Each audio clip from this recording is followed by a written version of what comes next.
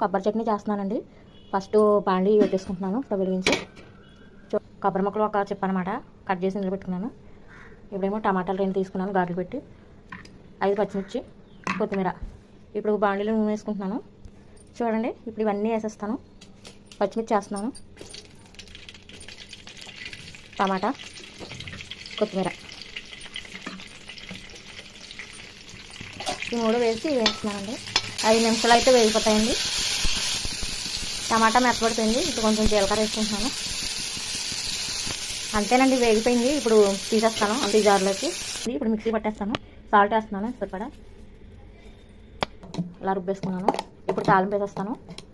కరివేపాకు, ఎండుమిర్చి, జీలకర్ర, ఆవాలు. తాలింపు వేగిపోయిందండి. ఇప్పుడు తాలింపు వేసేస్తాను.